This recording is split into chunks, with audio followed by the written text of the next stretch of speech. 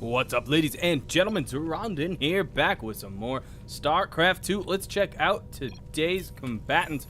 Coming in orange in the top right corner is going to be IMP's Amandil. Yeah. And he's playing Zerg. And coming in the bottom left corner, coming in the blue. Wow, that's not blue.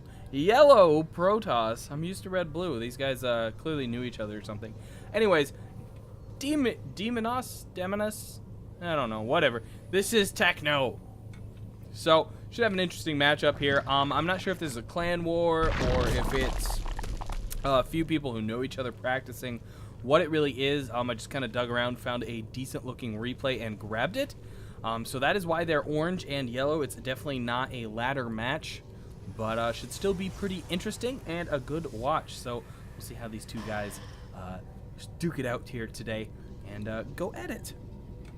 Now, as I've said in a few of my past videos, I am currently adjusting to a new work schedule, so I'm not doing as many videos as I would like right now. I think I have figured out my schedule, though, and hopefully I can start getting more regular videos put out.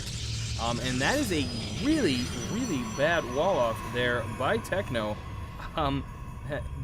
Drones and Zergling are gonna run right by that. That's not gonna be of any use to anyone other than the fact that it can warp in some units. So we'll see if TechNo's actually going to worry about a wall-off or if that isn't actually a thought in his brain right now, which definitely seems to be the case. He's building like I used to build in a way. I used to put one pylon here and then build my wall off out of my bigger structures because I was like, the pylons are small and weak, they'll die. That's not the proper thinking. And most of you should know that. I know that.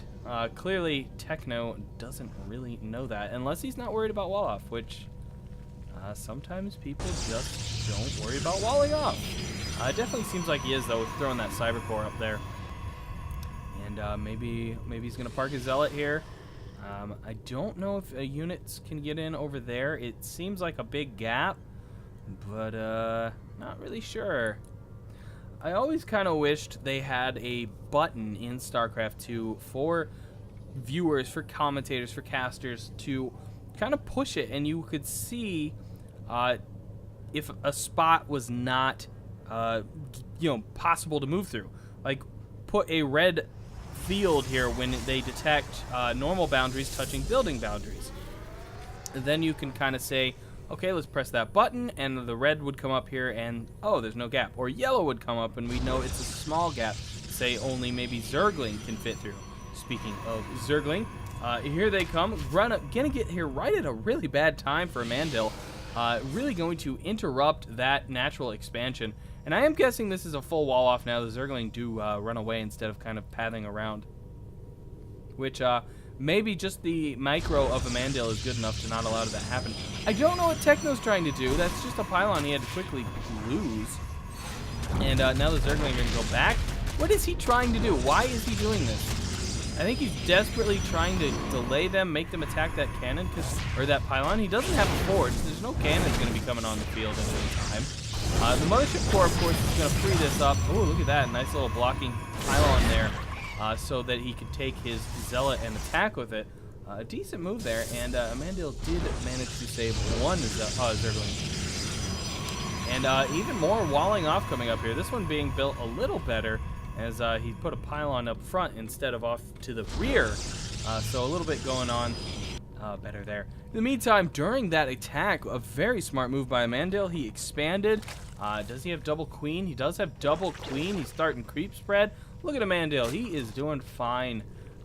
Obviously running off 2 base now, doing some drone transfers, sitting at 16 on the north one, 7 on the south. That is a pretty dang good spread. And very, very much taking advantage of that early delay that he kind of made TechNo devote to. And TechNo has now spent a lot of money on 2 wall-offs. And is going to apparently tickle being these plates to death. It looks like the Mothership Core are going to kind of run around, look at some overlords. Can't do much about those guys. Definitely a good option to not allow these guys to shoot air. Unfortunately, if they could shoot air, you could warp up to a Mothership Core really early and snipe off overlords, and nothing Zerg could do about that unless they tech straight to Hydralisk, which would be a little odd, I think, or of course spawn spore crawlers, and that would restrict them to their own base, which would be in the butt, really.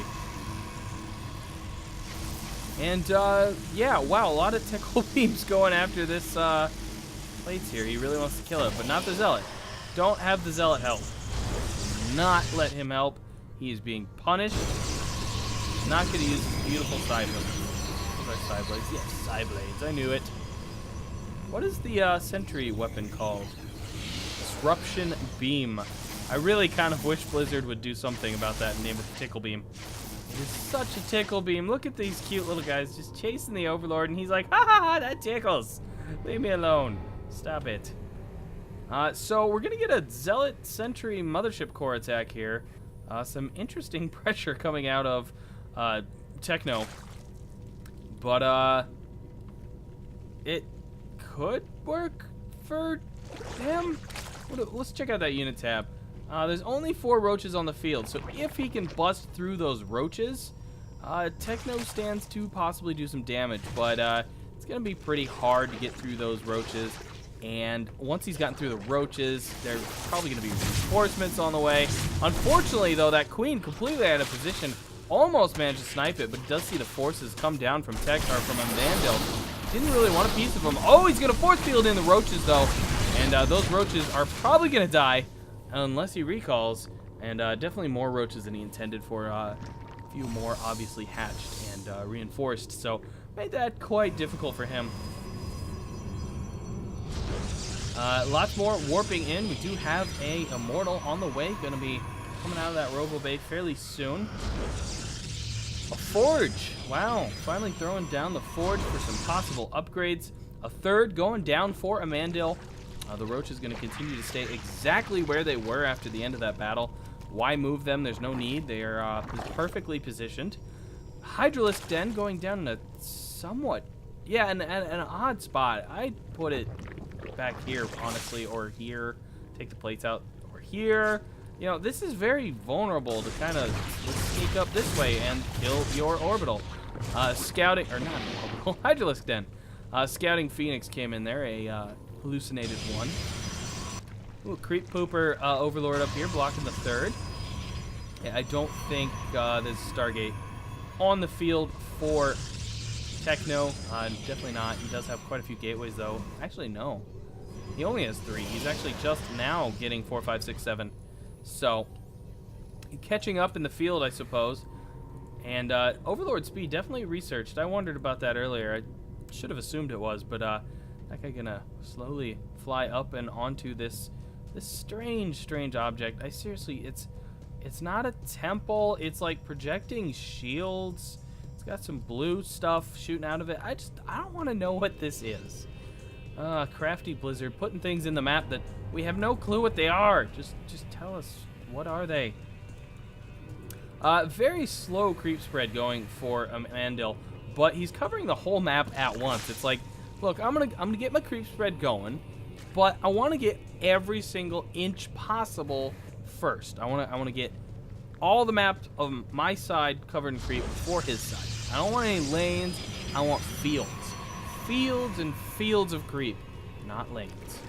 Anyways, it looks like the army from TechNo getting hungry for some danger, and Amandil in danger here as he's loading overlords up as an attack is about to happen. He needs to get troops out of those overlords immediately. Do not run them in. Do not run them into them. Unload those overlords. Why are your overlords loaded? Get those roaches out of your overlords. If those overlords die, seriously. Okay, the mothership core completely wasted by the Hydralisk there. The third is going to get war stomped by TechNo. Not even a contest. Roaches are still in overlords. I do not know what's going on there. I just saw a warp prism fly by there. He's up to no good. Probably going to warp in some reinforcements on that. Here comes the big attack. Looks like the overlords did finally unload. God. A couple roaches and a Baneling trapped in there. The Baneling does not escape, nor do the roaches. They are all dead. That's a lot of force fields, though, that he does not have anymore. And Amandil does not want to encroach on the Protoss up here. So many Protoss units. It's going to be really hard. Amandil loaded up Overlords again. What is he doing? Oh my gosh. Wow. Amandil not even going to risk the final engagement. Not even going to see how it plays out. You've got units in Overlords. I don't even. He pissed me off so much I coughed. That's another one for the Wood League, guys. This is Wood League doing with your units in your Overlords. Anyways, guys, for this ridiculousness and for the Wood League fun we had today, I have been Zoronden. Do thumbs up, do subscribe, so I can bring you more Wood League, more Starcraft 2, and more Blizzard glory. As I said earlier, I have been Zoronden, and I will catch all of you on the other side.